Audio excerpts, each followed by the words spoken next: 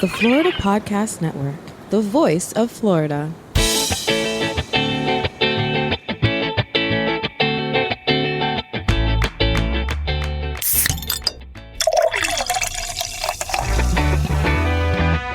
From Mallory Square in Key West to the Governor's Mansion in Tallahassee and all points beyond, you're listening to the Florida Beer Podcast, powered by FloridaBeerBlog.com, your source for all things related to the craft beer community in the Sunshine State. And now your host, Dave Butler. All right, welcome to episode 169 of the Florida Beer Podcast, powered by FloridaBeerBlog.com.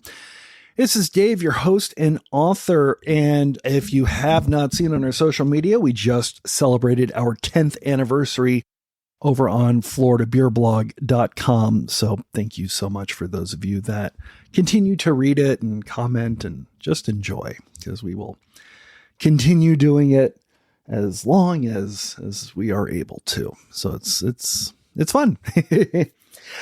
Today's episode is a little bit different because usually we will talk about breweries or other things. I keep the podcast pretty free form. One of the things that I had noticed in South Florida is a growing spate of retailers selling a certain beer called Brewsaki. And I will admit that the thing that kind of intrigued me about them was that they explicitly label on their product the perfect companion to sushi and sake, the sake bomb beer. I've never really seen anybody that kind of focuses on that specifically. And so after a little bit of research and a little bit of trial and a little bit of communication, I spoke to Dr. Rob Streisfeld. He is the founder of Brewsaki, and the story is a lot bigger than I had anticipated. It's actually kind of interesting. So I'm just going to go ahead and let you listen in to our conversation with Dr. Rob, talking about kind of his background, the background of where they came to be releasing a beer today. And trust me, the beer was not the first thing that they thought of, which I find interesting, and just what it's like to grow a brand in Florida and beyond. So here we are, Dr. Rob Streisfeld with Brewsaki. Enjoy.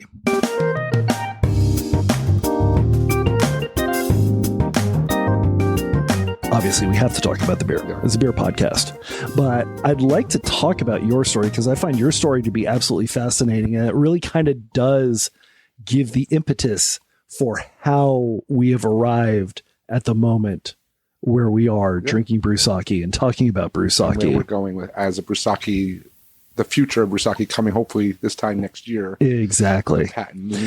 So give us a little bit of your background, because there's a lot of interesting, I guess, I don't want to say medical, but we'll talk about that. I have a unique background. I say I wear many hats. I say a modern day Renaissance man. But I did things for the purpose of better living, better quality of life, better day-to-day experiences. And I went to naturopathic medical school many years ago, mainly because I wasn't feeling well. I had digestive issues. I had skin issues, and I didn't really like the modern or traditional or conventional medicine, allopathic medicine model of here's a pharmaceutical for your symptom. And with that, I was going to school, and I wasn't fully knowing what I was getting into when I went out there, but it brought me a lot of Eastern culture, Eastern medicine, which is like traditional Chinese medicine, acupuncture, brought me to a lot of herbalism and how powerful plants are and the different components that they carry. Wasn't really aware of all that growing up in New York and the East Coast mentality. And when I was in med school is when I was doing a lot of sushi lunches or sushi dinners, something quick, grab and go, eat and the go.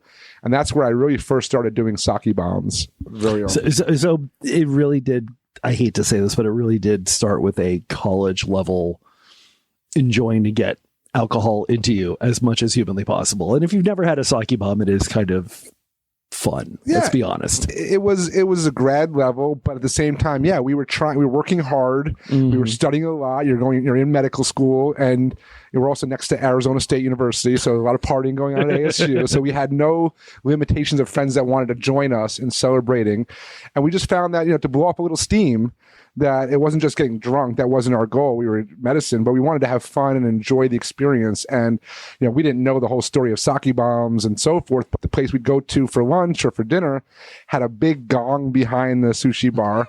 And the guy was a lot of fun. And he would have the whole restaurant line up the sake bombs on the chopsticks, set up the little sake glass, and he would scream 1, 2, 3, and he'd bang the gong, and the whole place would erupt. The whole place would slam the tables, down the drink, cheers, kenpai, and it was so much fun that when I came back home to Florida to visit the folks, visit my younger brother, I had to, we had to do it after dinner. And I said, have you done this? So we started doing that, and that was really what started the conversation.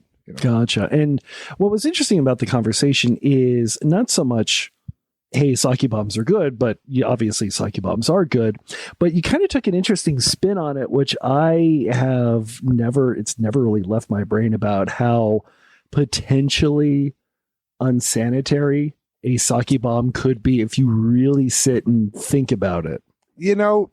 I was studying pathology, microbiology, all the nitty gritty, bugs that are out there and dirt and all that stuff. And I'm going to these sake bombs, and I'm taking this shot glass off the table with my hands on it, putting it on the chopsticks, slamming it, putting it into my glass, drinking it, then grabbing my hands in there, pulling it back out, putting it back on the table, repeat. And I was like, there's gotta be a more, like I said, sanitary or more refined way of doing or sharing in this experience. And that's part of what my father, who's been a serial inventor and entrepreneur his whole life. We've had products on QVC. We've had product companies go public. He's just been, a hardworking inventor, entrepreneur.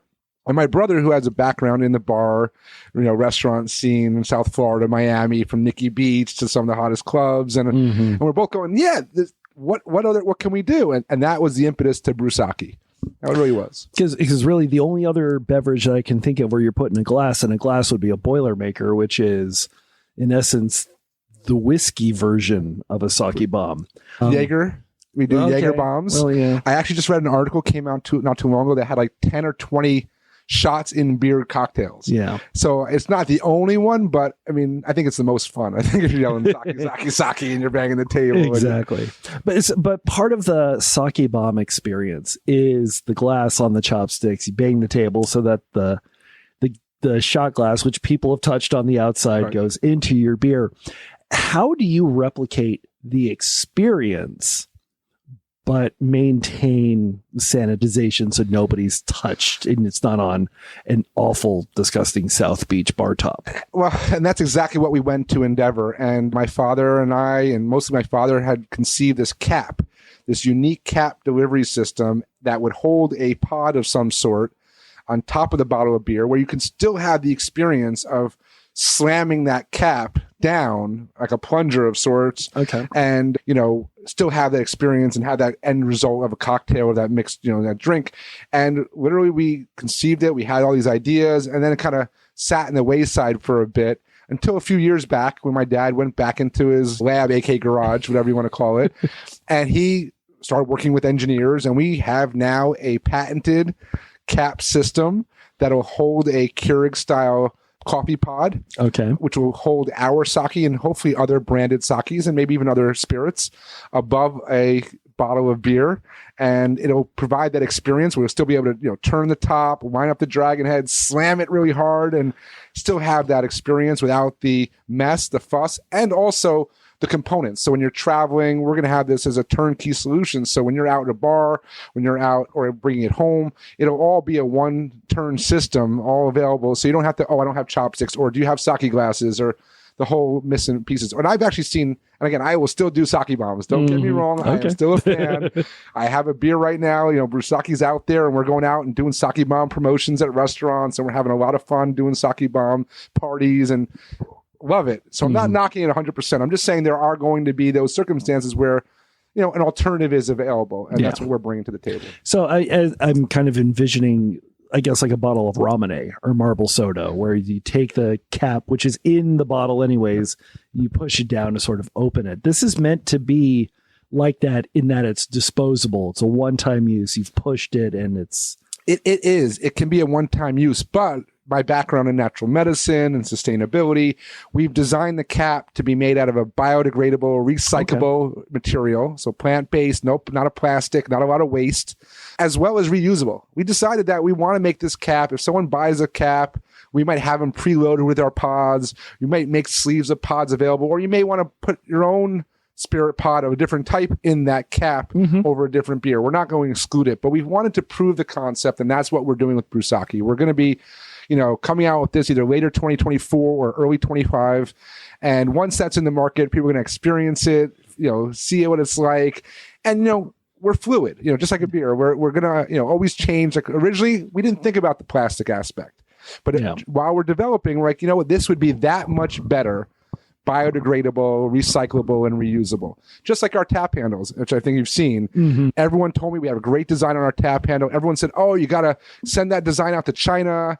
4 or 5 months, they'll send it back to you, blah, blah, blah. I said, that's it. That's my option. And I said, that's not acceptable to me. Nope. I found a company in Minnesota, the local U.S.-made company working with wood and acrylic, and they make my handles now. And every time I buy a handle from them, they plant a tree. That's cool. And that was more the mindset I wanted to bring to this company, a more full circle, conscious way of being. Gotcha. But that's interesting because we're talking about tap handles and we're talking about beers that are coming on right now, but you're talking previously, like the idea was this delivery system, the sanitized, hopefully reusable delivery system for a shot in beer kind of beverage.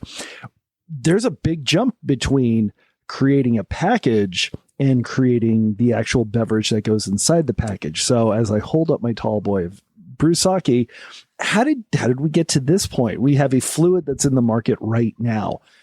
Take us here. Well, that was it. My dad had gotten this patent and I said, that's a great job, but how are you going to bring this in the market? It's not, you have to show how it works. And we've always been, just going back to their origin of the story, big Asian, Japanese food consumers. And I've traveled all over the country and beyond, and I eat sushi a lot. And I find the same beers in every restaurant. Sapporo or Kirin or Asahi. That's it. Maybe a Budweiser and Corona, depending on where you're located. But that's about it for the majority of restaurants. And we said, look, there's an opportunity there to make a good quality Japanese style rice lager to compete in that specific market. And we have made a delicious Japanese style rice lager. We crafted it to be gluten reduced. There goes a little bit more of my health background. I want it to be, gluten friendly. And not only is the cap, I'm excited about the cap, but I'm right now very excited about the beer, the branding. We have a huge, gorgeous dragon on the cover of our logo, which people want to buy the handles. They want to buy our shirts. And it just happens to be Year of the Dragon right now in the Chinese calendar, which doesn't hurt. Yeah, exactly. The beer, so to go back, beer, I am not from a beer manufacturing or brewing background. I openly admit that. My background is science, though, and I formulated many products, from green juice powders to help with formulations of multivitamins. So I understand the science of formulation, and I always defer my ego to someone that has a little more experience. Gotcha. That's what drove me down the pipe to Miami to a Shoujo Beer Co. And H. Hadar and, had come out with a really couple nice craft Japanese style beers. And I really liked what he had done, and no knock. And it was like, hats off, but I'd like to tweak it. I had a little different end result in mind, end product. And I'm designing mine to go scale to national, hopefully international, mainstream approach, not just micro brew craft kind of marketing. And I worked with him. I contracted H, and he helped us get our recipe dialed in. And I always, respect that and appreciate him. He's got his Shoujo, brewery now in Sake Lounge in Miami, doing great. And we've done events there. We brought our kegs down, and we've done in collaboration. If you go to Total Wine, we're in all the Total Wines in Florida. We're in a bunch of Whole Foods. If you read the description of Total Wine, it still says in collaboration with Shoujo Beer Co. That's kind of amazing. And because again, you acknowledge those that helped you get along the way. I have no knock on that, and but we've tweaked it since then, And I love the beer, and that's the most important thing for me is when people grab the beer for the first time. This is really good. They're surprised how light but flavorful it might be. It pairs. Go ahead. And this is really step one in the further thing. Yeah. So you've got the beer, you've got the idea, and what I find interesting, and you sort of mentioned it because obviously the visual aspect of the beer And the Brewsaki logo is actually very inviting. But you've also mentioned already that you're very proud of the fact that it's made here, not just in the United States, but here in the state of Florida. Why did you decide to go for a more Oriental Asian style iconography than something that's a little bit more Florida based? Well, we wanted to build, we're here local in Florida. We really believe in the local, option. We also know that Florida is a large market. And we feel that if we can own this market, we can penetrate this market, do really good, and establish our brand here in Florida. Obviously, I'm a New Yorker. If you couldn't hear the accent, I want to go up to New York and the Northeast. But I see this going huge in a lot of markets, from Vegas, especially California. Vancouver is the top sushi city in the United States. So can't wait to get to the Pac, Northwest. But we wanted to be mainstream. I went and did a lot of research on can art and craft beer. And we decided to go a little bit outside the norm. Number one is I wanted art that you can know exactly what it is, recognize the brand, and understand what you're going to be consuming. A lot of great art out there, can art. But a lot of times you don't know what the name of the beer is, what's inside the can. And that's not how I wanted to build my brand. And number two is I saw a lot of companies of craft breweries opening up tap rooms, big breweries, a lot of overhead. And that wasn't our motto. We're not coming out with 8, 10 different types of beer. This is our beer. We have plans. So that's phase one. We have to get a great foundation, the beer. Phase two is we're going to launch, and hopefully we're looking to launch by October, which is National Sake Day or World Sake Day, October 1st. So we're hoping to launch by October our own line of sake, as well as partnerships and cross brands with other really quality existing sake brands for that component to really have the great beer sake companionship, which is how this beer was originally designed. And then, of course, that leads into phase three, which is the full cap system, the Brewsaki Sake Bomb brew. Now, we should probably state that even though this is, as I'm looking at the can, the perfect beer for sake bombing, this is not a canned cocktail. There is no actual sake in this. This is meant to be the beer component of the sake bomb. That's great and a good point. However, it's rice based, so there is that great consistency. You get a natural sweetness from the fermented rice. There's no corn syrup added to our formula at all. It's a very clean formula. But yeah, that's again a little misconception at first, but I don't mind explaining to the consumer or who's people out there what our vision is. And when they see the mock-ups of the full system, they go crazy. They want to know, can we get this now? But yes, I mean, that was really the challenge. Could I modify the labeling? I don't want to. I think we have done a great job. Of course, I'm biased here, but it's also coming from doing a ton of tastings in Total Wine and doing beer festivals. Well, that's a great, you've got this product, you've got the IP, you're ready to go. Where was the first step? Because you've mentioned beer festivals, you've mentioned sushi restaurants, you've mentioned places like Total Wine. Who was the first place that you went to and says, like, if we're going to do this, they're the people that need it first? Well, that's a little bit of a tricky story. Once we got the beer produced, we did a first test run, which was we considered an R&D proof of concept run. I wasn't trying to go huge. It's a crawl, walk, run mentality for when I build brands, and I've done this before. Yeah. And we got very fortunate to align with Sushi Sake when we first came out of the box. She's like the big South Florida based sushi restaurant chain. Rapidly expanding, looking to franchise. Great spot, and we went out there and we learned, this is a learning curve. We learned about distribution. We learned about, how to educate the consumer on premise. And we're still learning. It's always going to be an evolution, process, but and we learned and we had some hiccups. That's any startup. If my belief is you got to be able to pivot. Nothing goes perfectly smooth. It's a roller coaster ride starting up a brand like this. And we've definitely had our ups and downs, but we've been able to pivot and continue to move forward. So we got Sushi Sake, we got established, and the feedback was really good. Then, of course, the next big was Total Wine. And Total Wine has us in the Florida craft section, in all the Total Wines in Florida. Obviously, some markets, some stores are more about the beer, than others. But once we get out there, we do the sampling, we do the tastings, we get great feedback. The staff is one thing. I love the staff at Total Wine. They're so supportive, even if they're not big drinkers. And I want people, if you ever done a tasting at Total Wine, staff is really, really great, but they're not allowed to swallow or consume while they're working. Gotcha. So they can taste it, whether it be, it's more common you do like a whiskey or a tequila, you taste it, you spit it maybe, you know. It's really weird to see someone taste your beer and then spit it back into the cup. Yeah. But even with that, they give us great feedback. So, I mean, I prefer people to not only drink it and swallow more than spit it, but that's been really a foundation for us. We've built a lot of on-premise. You know, our local sushi spot in Boca Raton, Sushiyama, has us on the menu. That's where we go on a regular basis. And it's so nice to see that as a local business supporting another local business. Yeah. That's really where we feel proud, you know? So obviously, sushi restaurants are going to be the natural place to go. Are you going to limit yourself to just sushi restaurants, or is this something where you're going to start trying to go into bigger locations, Ale House, Tap 42? We've already been in conversations. It's exactly right. I conceived this product for sushi, sake.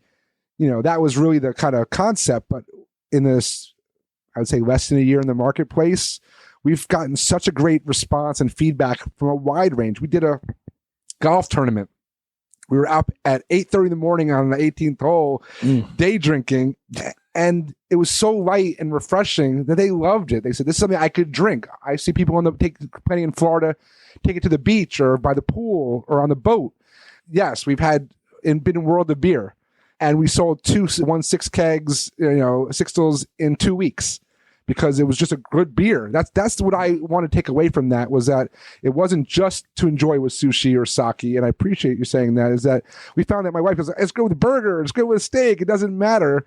And, you know, World of Beer, Rock and Brew is bringing us in. We're talking to Tap 42. Yeah, it's a much wider opportunity now than I even thought of. Even though it's that Japanese style, it does not limit us just to Japanese restaurants. And that's really exciting, you know, not only for me to see where we can go. Like I was just saying, there's a new sports bar opening up in Delray Beach this weekend called Bounce. And it's an awesome place. I've been to the one in New York, and they have one in Chicago. And I'm pretty confident we're going to be in Bounce. And to be in a sports bar is like, you know, maybe they'll do sake bombs. Maybe they'll have some sort of sushi on the menu. I don't even know, but it doesn't matter. This is not limited to. While I do want to take a piece of the market share from Sapporo and Kirin Asahi, that's obviously my target. Putting a good beer out there is first and foremost. And I think we've done that, and that's what makes me really proud. Awesome. And how has it been reaching out to the average beer consumer, or maybe even the consumer that's somewhat interested in beer, but they're not quite the connoisseur that most, you know, snobs would be? I don't want to use that word. No, it's a great, because we get a lot of those. We go to beer festivals, and we go obviously to Total Wine, and you can tell some people break out their Untapped, you know, and they just start rating, and they have all this. And I love that. I mean, I love anyone that's got that kind of commitment or at least interest in it. It's a hobby, whatever. We did the event, the Vero Beach Beer and Wing Fest, and there was a lot of people there that were. It's also home brewers were invited, and I thought that was really cool. So. What I love is seeing that person who says, I'm not really a beer drinker. You know, I'm not really into beer. And they try it because, you know, they try it anyway. And they go, wow, this is really good. Yeah, I could drink this. And that to me is really success. It's not getting the craft beer connoisseur necessarily. Yes, I want their thumbs up. No question. Yeah. This is definitely not an IPA, which most people get like, is it an IPA? They ask me, they're a little bit concerned. I'm like, no, it's not. But here it's made from rice. Some people never even heard of rice-based beers. So I love introducing that concept, you know, and yeah, the feedback across the board has been really great. And that to me, again, as someone who's supported other people's brands, I promote other products, I've built products before, but to sit behind that table and just see the genuine response to the beer, the taste, the flavor, everything, the packaging, that's why I'm doing this. I'm grinding all the time. And I find the packaging to be interesting, and it's something that you've mentioned before, is that this is very enticing. Do you usually have the image, the iconography is sort of that visual weenie that draws people in first, or do you have to try to bring people in when it comes to selling them on the basics of the beer and what the product is going to taste and the experience is going to be like? Truth be told, it's a lot of the logo. I mean, people love this dragon. I mean, we're going to come out we have temporary tattoos and stickers, and, you know, people already want our tap handle for their collections. We're really getting a lot of that request. We're going to be updating the website shortly to add e-commerce and merchandise type stuff. But yeah, it's interesting that that's what draws them in. And then when I get to tell them, because they're not sure what they're getting right off the bat, but when I recognize, oh, have you had a Sapporo? Have you had a Kirin? They're so commonplace, meaning people are familiar with them already, that there's very little hesitation to say, oh, I'll give this a try. And truth be told, they typically love it. And that's really been, the draw. The sake, the name Brewsaki is also drawing a lot of people. I had one good review, if you go on YouTube, when the guy was reviewing my beer and he kept saying, it's not brewski, it's Brewsaki. And again, I love a good cold brewski, but let's make it a Brewsaki if you're going to have one. That's how I refer That it. makes sense. That's funny. The other thing that I get a lot of is we go to these brew festivals and we go, oh, what do you have? Oh, this is all you have? This is just one beer? And I keep saying to them, if you make a good one, that's all you need. You don't need to have 10, 12 different varieties. I'm not knocking breweries. I think there's great variety coming out of breweries. There's a lot of good sours I tasted. There's some unique stuff. I've even seen a few other rice beers come out. I was going to say, there's a lot of rice beers, and on Florida Beer Blog, I've had a lot of rice lagers that have come down the pipeline from a lot of different places. Gainesville, Miami, they're all kind of up there right now. It's been interesting to watch the growth of that specific style, especially now as a lot of beer drinkers are starting to gravitate more towards a simple lager. In fact, somebody just had a lager fest not too long ago. Are you ever concerned that this style is now starting to increase in popularity, or is that exactly what you were hoping for?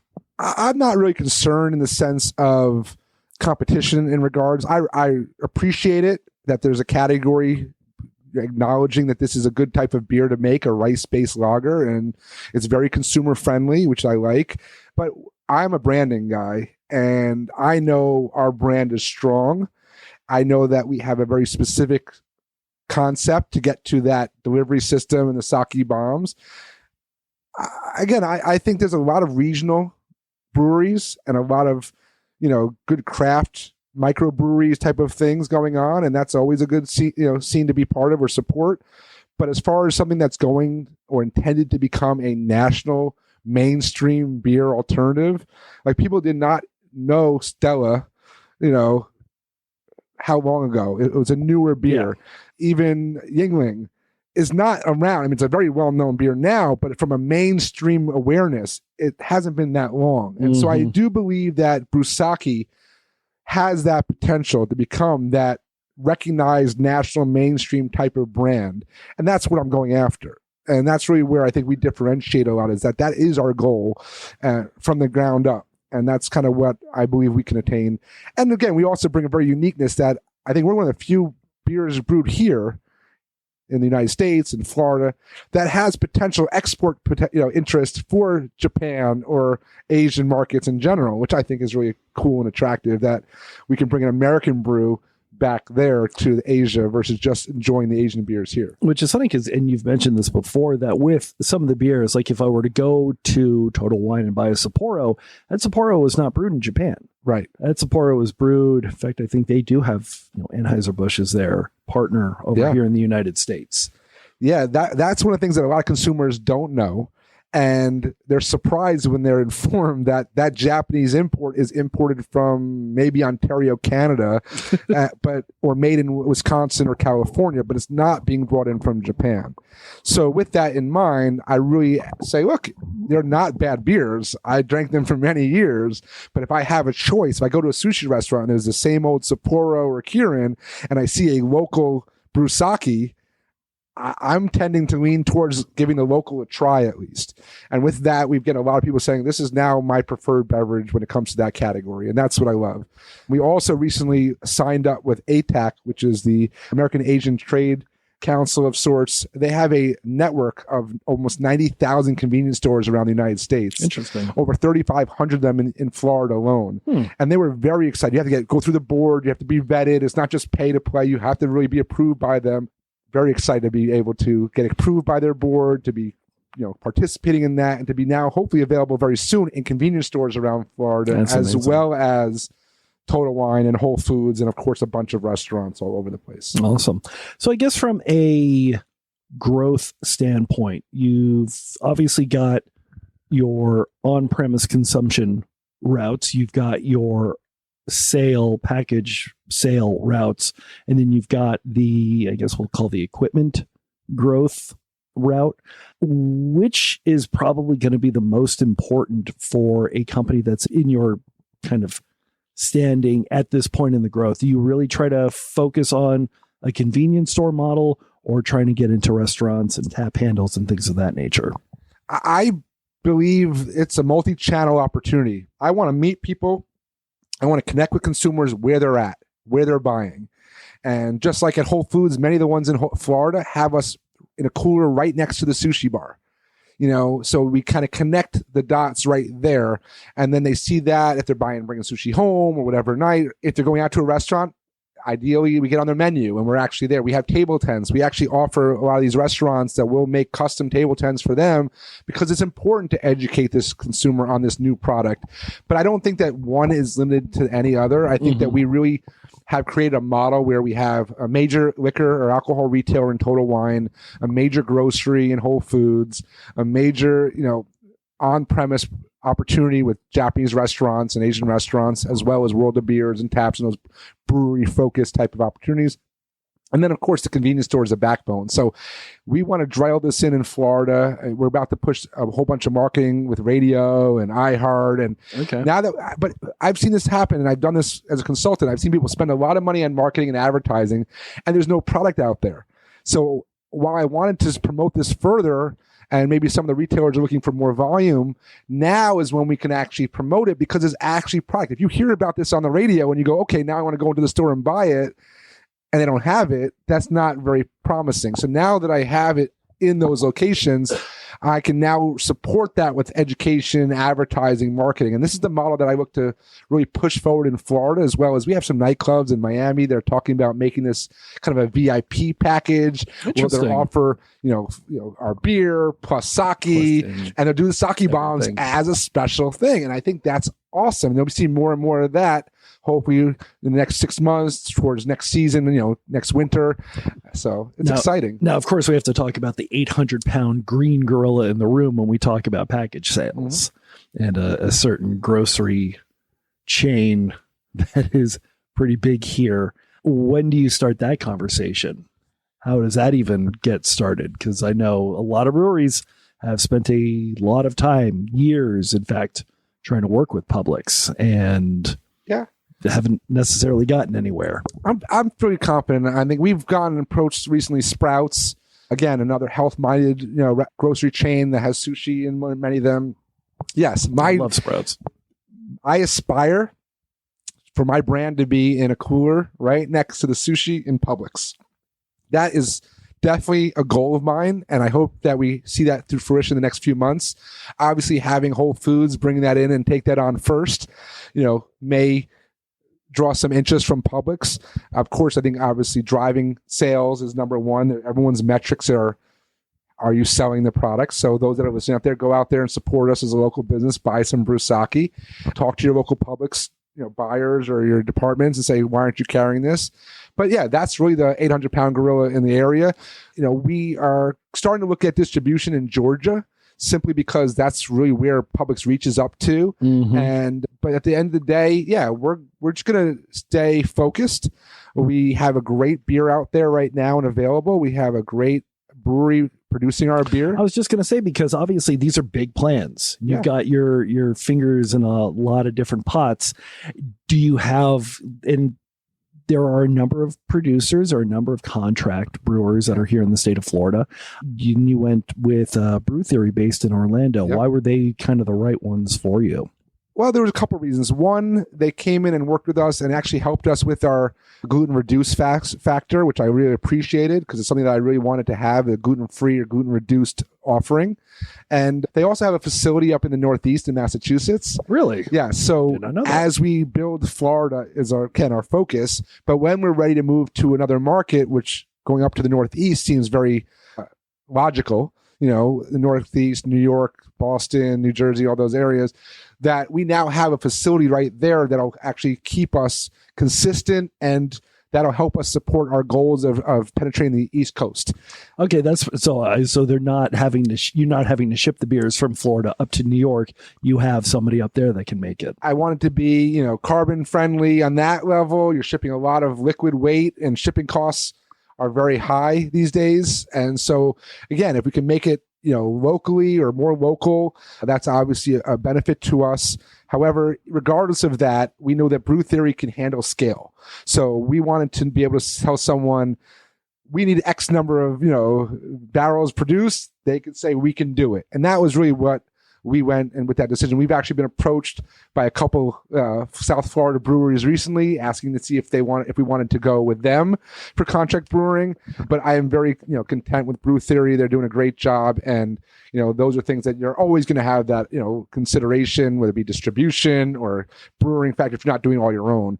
But no, we're very content with that, and we see a scalability model. And I originally I give a shout out. We did our first R&D batch, our test run with in Doral with Prison Pals. And if anyone knows Prison Pals, they're blowing up. Yeah, great people. We've had them on the podcast a few times. Yeah, actually, they're blowing up. They're doing their thing. And for someone like myself who's helped build a lot of businesses, mostly in the vitamin natural product space, but understand what building a brand is all about, they're very focused on Prison Pals. And if I want to get in the tanks, and they're so busy with their production that I can't get my product made, there's no hard feelings there, but it's not how I can run a business or build this brand. So we, shook hands in good terms, which again, much respect, and a couple of their beers I truly love. I'm building a brand and I'm building a business like this. This is what I wanted to accomplish, and Brew Theory really provides that resource. There are several other good breweries here in Florida offering contract brewing, so I'm not negating them. But we were very comfortable where we're at. Our recipe is dialed in. Yeah. And now we're ready to, like I said, that crawl, walk, run mentality. We're just getting out of that crawl stage. Mm-hmm. And everyone's like, really? You've done this and that? I'm like, we're still infants. We know that. We have no ego. We have a ways to go, but we have the direct focus. We have the strategy. We have a great beer and amazing brand. So I guess if somebody is interested in trying Brewsaki for themselves, what's the best way that they can find how to get it near them? Realistically, we just tell people Total Wine, Whole Foods, those are the retail stores that are out there. Those are statewide, right? Yep, statewide. Okay. I'm not sure if every Whole Foods has it yet because it's under specialties, but they're bringing it in. And of course, if you ask for it, that's obviously going to help us out, and we appreciate it. But that was our number one, is that brick and mortar retailer to have it on a regular basis. And then we tell people, look, when we go to these beer festivals, we're like, if you have a favorite sushi spot, if you have your go-to restaurant that you hit up all the time that you love, I'm like, you let them know that you're looking to say, hey, you guys should offer a local beer, a good local beer that's not just, and not knocking another IPA, but a good beer that's also in the category or vein of Asian culture, Asian food. And that to me is a win, and that I think the restaurant benefits because they can offer a new alternative. The consumer loves to have that option. And, that's how we're going to grow. We're going to grow organically. As I said, we're going to start doing some more radio and some other things. We're going to have some really cool, on-premise promotions, and we're going to start doing some giveaways on our social media. So those that are listening, follow us on Instagram and all those other great platforms. But that's it. I've seen a lot of brands fizzle because they try to do too much too quickly. We've been asked to come to other cities, other markets with our beer, and I'm holding back. I'm holding back because I'm here in Florida. I'm the guy that's out there beating the streets. I'm out there. If you go out to a tasting, it's usually me with myself, my wife, or someone else. It's not going to be that way forever, but as long as I can, I like being involved on the ground level. The beer festivals, I love meeting the people, and that's how we're connecting. We're really that. We're going to be national, international, but we're starting with that local root basis. And I think that any good brand, you got the one in Fort Lauderdale that's grown up so big. Funky Buddha? Funky Buddha, yeah. I mean, they didn't grow up overnight. It took them a while, and we understand that. And we're just going to make it work. And I just tell people, try the beer, give it a shot, and, give me feedback. I mean, I'm not I have no ego here. We just create a really good product that I'm proud of. And yeah, I mean, we can't wait to see people walking on the beach in Brewsaki tank tops and hats and whatever it might be. Who knows where it's going to go. That's awesome. Thank you so much for your time. I appreciate it. No, thanks for having me and all the support you give, not just to my brand, but to all the local Florida beer brands and letting those consumers out there know more about these companies. It's really important. And we'll be back. This is just the beginning of us. Awesome. Thank you. So there we are with Brewsaki. I can say that it's not difficult to find them, not only in restaurants around the area, but they are starting to get a lot more package traction, and hopefully things will just continue to grow from here. So definitely follow them on social media. Definitely see what you can do about getting some, because it is quite a tasty rice lager. Next week, we will be doing some fun stuff. There are a number of really great episodes that are in the can or about to be recorded. And trust me, we got some really, really fun conversations that are coming up on the podcast. In fact, I think next week we're going to start episode 1 of 2 of a brewery that has been around almost as long as the blog has. They've been in the news for a couple of interesting reasons, and they've got a whole heck of a lot going on. So I will let you know who that is next week. If you want to find out, the best thing to do is to follow us on social media. If you are on Bluesky, Threads, Instagram, or X, we are at Florida Beer Blog. Facebook's the different one. We are at FL Beer Blog on there. We're always on the internet at floridabeerblog.com and floridabeerpodcast.com. And you can always email us at floridabeerblog@gmail.com. When you go on to floridabeerpodcast.com, you'll find out very easily that we are also a part of the Florida Podcast Network, a growing and amazing group of Florida-grown, Florida-based podcasts that you definitely need to listen to. So you can find them at floridapodcastnetwork.com.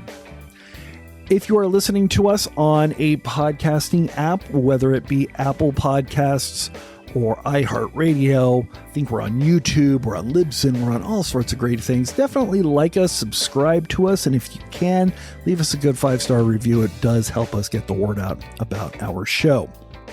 Our intro announcer is Jeff Brozovich. Field producer is Steve Pekala. Executive producer for the Florida Podcast Network and Grand High Poobah is Jemmy Legagneur. This is Dave, your host and author. Thank you so much, and we will see you next week. Have a great day and drink Florida Craft.